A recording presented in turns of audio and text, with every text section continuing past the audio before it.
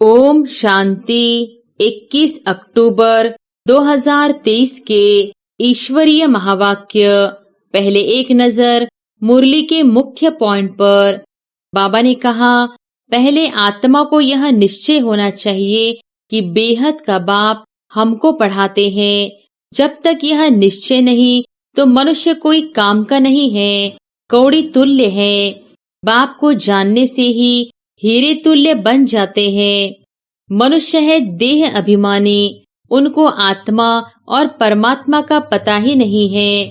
हम आत्माएं उस परमपिता परमात्मा के बच्चे हैं, यह ज्ञान कोई को भी नहीं है।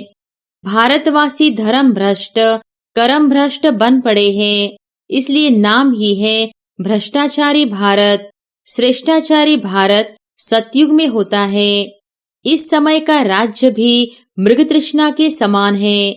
एक हिरन की कहानी है ना, पानी समझ अंदर गया और दलदल में फंस गया। तो इस समय है दुबन का राज्य। और फिर बाबा ने कहा, राज्य तो उनको कहा जाए जहाँ कोई किंग क्वीन हो। यह तो प्रजा की प्रजा पर राज्य है, इन रिलीजियस अनराइटियस राज्य है।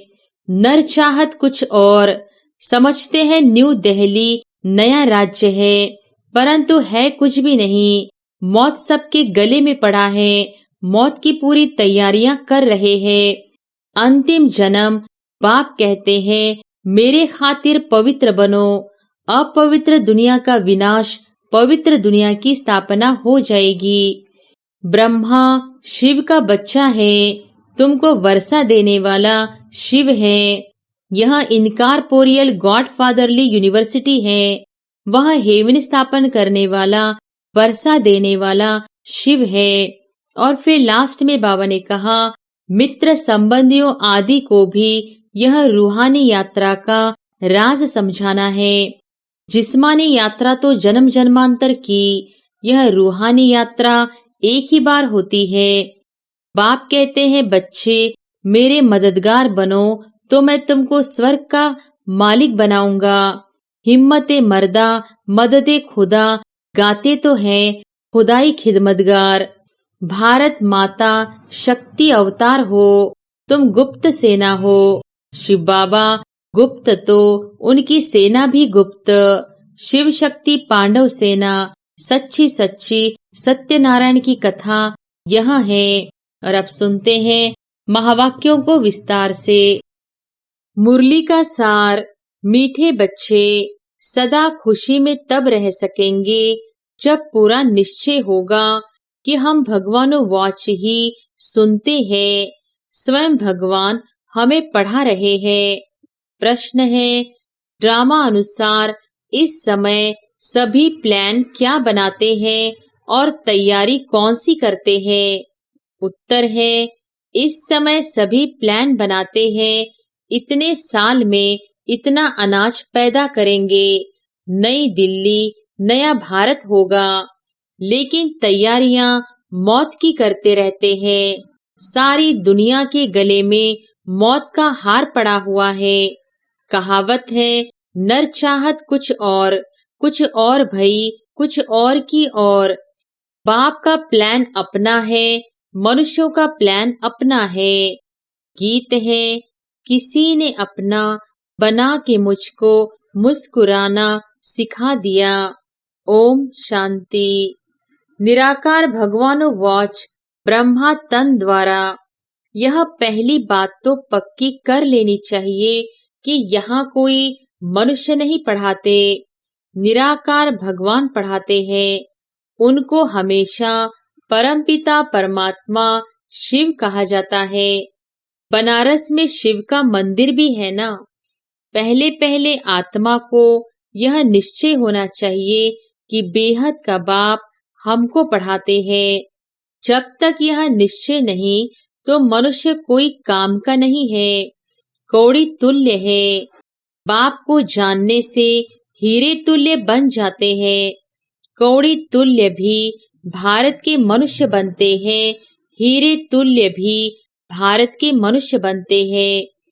बाप आकर मनुष्य से देवता बनाते हैं।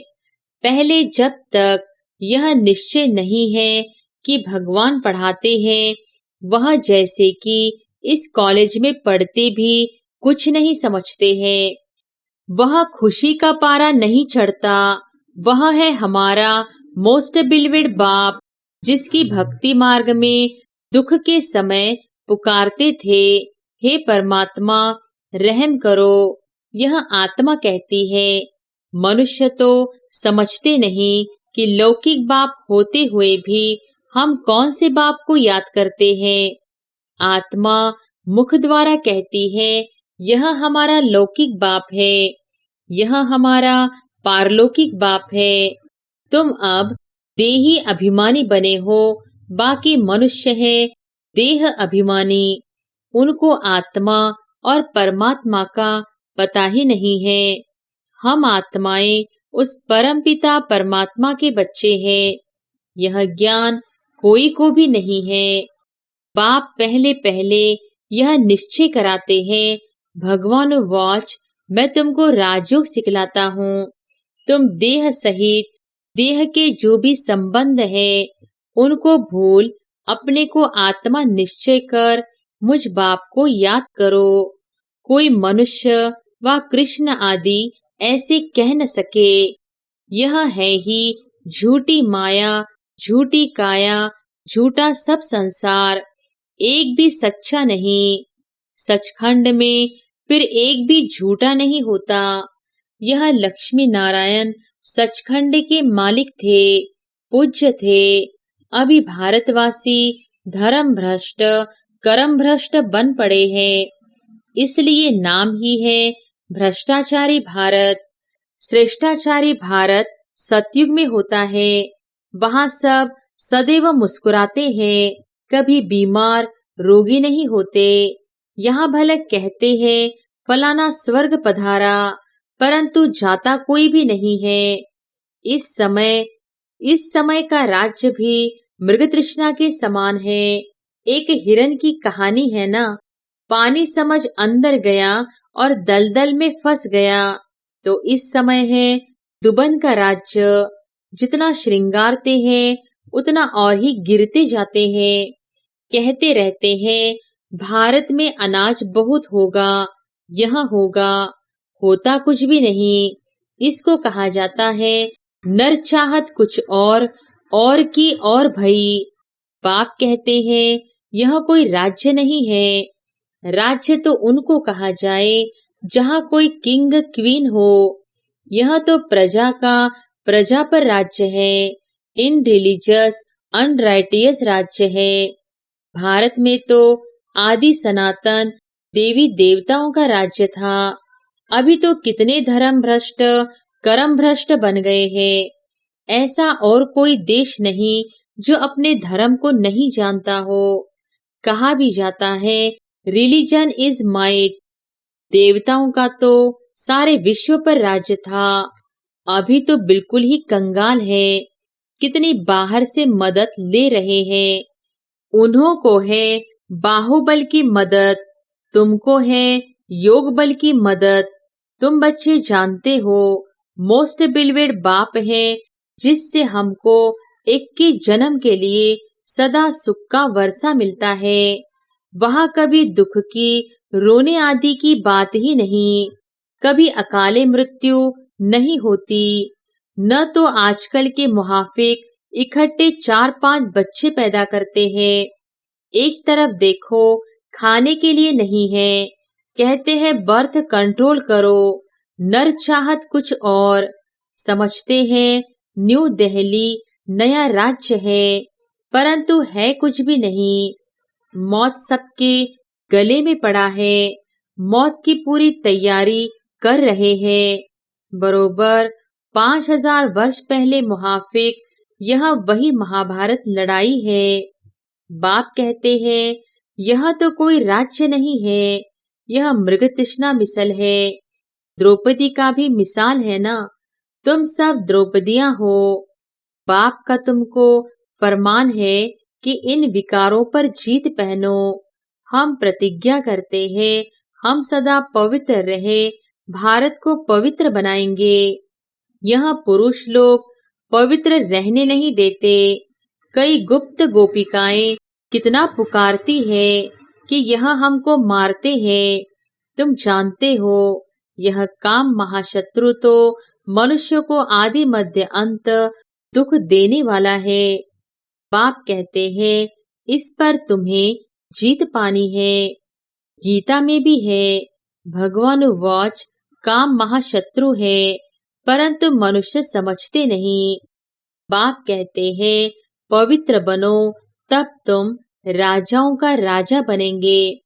अब बताओ, राजाओं का राजा बनना है या पतित बनना है? यह एक अंतिम जन्म। बाप कहते हैं मेरे खातिर पवित्र बनो। अपवित्र दुनिया का विनाश, पवित्र दुनिया की स्थापना हो जाएगी। आधा कल्प तुमने विष पीते पीते इतना दुख देखा है, तुम एक जन्म यह नहीं छोड़ सकते हो। अब पुरानी दुनिया का विनाश और नई दुनिया की स्थापना हो रही है। इसमें जो पवित्र बनेंगे और बनाएंगे वही ऊंच पद पाएंगे। यह राजयोग है।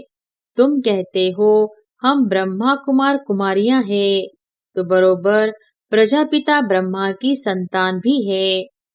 ब्रह्मा शिव का बच्चा है, तुमको वर्षा देने वाला शिव है। यह इनकॉर्पोरियल गॉडफादरली यूनिवर्सिटी है।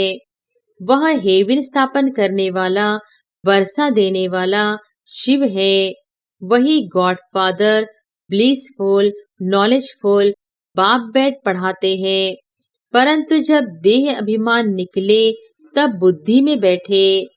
तकदीर में नहीं है तो फिर धारणा नहीं होती। बरोबर जगत पिता के तुम बच्चे हो। ब्रह्मा कुमार कुमारियां राजयोग सीख रहे हैं। तुम्हारा ही यादगार खड़ा है। कितना अच्छा मंदिर है, उनका अर्थ तुम बच्चों के सिवाय कोई भी नहीं जानते। पूजा करते, माथा टेकते, सब पैसे गंवा दिए। अभी बिल्कुल ही कौड़ी तुल्य बन गए हैं। खाने के लिए अन्न नहीं। अब कहते हैं बच्चे कम पैदा करो। यह कोई मनुष्य की ताकत नहीं जो कह सके कि काम महाशत्रु है। यह तो जितना कहेंगे कम पैदा करो उतना ही जास्ती पैदा करेंगे। कोई की ताकत चल नहीं सकती। तुम बच्चों को पहले पहले यह बात समझानी है कि यह गॉडफादरली यूनिवर्सिटी है। भगवान एक है। यह एक ही चक्र है जो फिरता रहता है। यह समझने की बातें हैं। मित्र संबंधियों आदि को भी यह रूहानी यात्रा का राज समझाना है। जिस्मानी यात्रा तो जन्म जन्मांतर की, यह रूहानी यात्रा एक ही बार होती है। सबको वापस जाना है। कोई भी पतित यहाँ रहना नहीं है। अभी कयामत का समय है। इतने जो करोड़ों मनुष्य हैं, यह सब तो सतयुग में नहीं होंगे, वहाँ बहुत थोड़े होंगे। सबको वापस जाना है। बाप आए ही है ले जाने। जब तक यह नहीं समझते हैं तब तक स्वीट होम और सुखधाम याद पड़ नहीं सकता। याद करना तो बहुत सहज है। बाप कहते हैं स्वीट होम चलो, मेरे सिवाय तुमको कोई ले नहीं जा सकता। मैं ही कालों का काल हूँ। कितना अच्छी रीति समझाते हैं। परंतु वंडर है, इतने वर्षों से रहते हुए भी धारणा नहीं होती। कोई तो बहुत होशियार हो जाते, कोई कुछ भी नहीं समझते। इसका मतलब यह नहीं कि पुरानों का ही ऐसा हाल है तो हमारा क्या होगा। नहीं, स्कूल में सभी नंबर 1 थोड़े ही होंगे। यहाँ भी नंबरवार है। सबको समझाना है बेहद के बाप से वर्षा लेने का अभी समय है। 21 जन्म के लिए सदा सुख का वर्षा पाना है। कितने ब्रह्मा कुमार कुमारियां पुरुषार्थ कर रहे हैं। नंबरवार तो होते ही है। तुम जानते हो पतित पावन एक ही बाप है। बाकी सब है पतित। बाप कहते हैं सबका सद्गति दाता एक है, वही स्वर्ग की स्थापना करते हैं। फिर सिर्फ भारत ही रहेगा, बाकी सब विनाश हो जाएंगे। मनुष्यों की बुद्धि में इतनी बात भी नहीं बैठती है। बाप कहते हैं बच्चे मेरे मददगार बनो तो मैं तुमको स्वर्ग का मालिक बनाऊंगा। हिम्मते मर्दा मददे खुदा गाते तो है, खुदाई खिदमतगार। वास्तव में वह है जिस्मानी सैल्वेशन आर्मी, सच्चे सच्चे रूहानी सैल्वेशन आर्मी तुम हो। भारत का बेड़ा जो डूबा हुआ है उनको सैल्वेज करने वाली तुम भारत माता शक्ति अवतार हो। तुम गुप्त सेना हो। शिव बाबा गुप्त तो उनकी सेना भी गुप्त। शिव शक्ति पांडव सेना, सच्ची सच्ची सत्यनारायण की कथा यह है। बाकी सब है झूठी कथाएं। इसलिए कहते हैं see no evil hear no evil. मैं जो समझाता हूँ वह सुनो। यह है बेहद का बड़ा स्कूल। इस यूनिवर्सिटी के लिए यह मकान बनाए हैं। पिछाड़ी में यहाँ बच्चे आकर रहेंगे। जो योग युक्त होंगे वह आकर रहेंगे। इन आँखों से विनाश देखेंगे। जो स्थापना तथा विनाश की साक्षात्कार तुम अभी दिव्य दृष्टि से देखते हो, फिर तुम इन आँखों से देखेंगे। इसमें बड़ी विशाल बुद्धि चाहिए।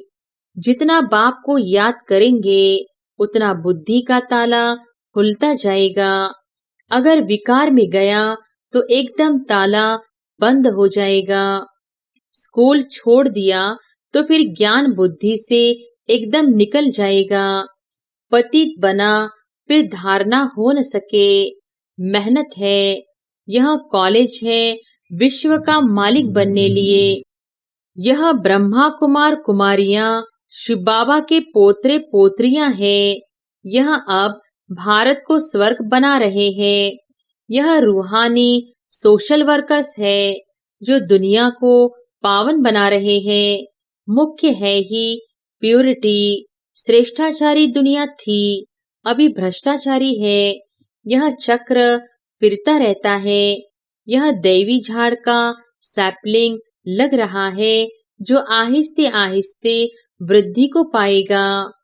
अच्छा, मीठे मीठे सिकिलधे बच्चों प्रति मात पिता बाप दादा का याद प्यार और गुड मॉर्निंग। रूहानी बाप की रूहानी बच्चों को नमस्ते। धारणा के लिए मुख्य सार। पहली पॉइंट, सच्चे सच्चे रूहानी सैल्वेशन आर्मी बन भारत को विकारों से सैल्वेज करना है। बाप का मददगार बन रूहानी सोशल सेवा करनी है।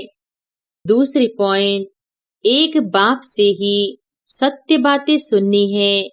Hear no evil see no evil. इन आँखों से पिछाड़ी की सीन देखने के लिए योग युक्त बनना है। वरदान है अपसेट होने के बजाय हिसाब किताब को खुशी खुशी से चुकतू करने वाले निश्चिंत आत्मा भव। अपसेट होने के बजाय हिसाब किताब को खुशी खुशी से चुकतू करने वाले निश्चिंत आत्मा भव। यदि कभी कोई बात कहता है तो उसमें फौरन अपसेट नहीं हो जाओ। पहले स्पष्ट करो या वेरीफाई कराओ कि किस भाव से कहा है। अगर आपकी गलती नहीं है तो निश्चिंत हो जाओ।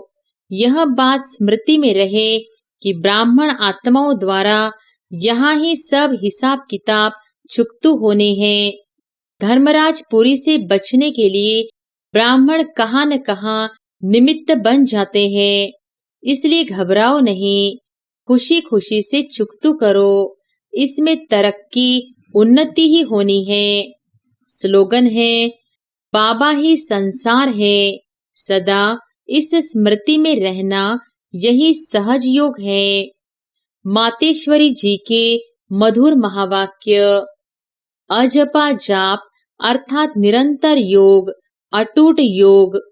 जिस समय ओम शांति कहते हैं तो उसका यथार्थ अर्थ है मैं आत्मा उस ज्योति स्वरूप परमात्मा की संतान हूँ।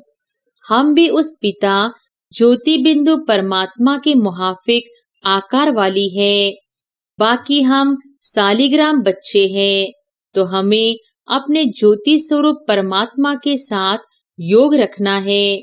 उससे ही योग रखकर लाइट माइट का वर्षा लेना है। तभी तो गीता में स्वयं भगवान के महावाक्य है मन मना भव। मुझे ज्योति स्वरूप पिता के समान तुम बच्चे भी निराकारी स्वरूप में स्थित हो जाओ। इसको ही अजपा जाप कहा जाता है। अजपा जाप माना कोई भी मंत्र जपने के सिवाय नेचुरल उस परमात्मा की याद में रहना। इसको ही पूर्ण योग कहते हैं। योग का मतलब है एक ही योगेश्वर परमात्मा की याद में रहना। तो जो आत्माएं उस परमात्मा की याद में रहती है उन्हों को योगी अथवा योगिनियां कहा जाता है। जब उस योग अर्थात याद में निरंतर रहे तभी विकर्मों और पापों का बोझ नष्ट हो और आत्माएं पवित्र बने, जिससे फिर भविष्य जन्म में देवताई प्रारब्ध मिले। अब यह चाहिए नॉलेज, तब ही योग पूरा लग सकता है। तो अपने को आत्मा समझ परमात्मा की याद में रहना, यह है सच्चा ज्ञान। इस ज्ञान से ही योग लगता है। अच्छा, ओम शांति।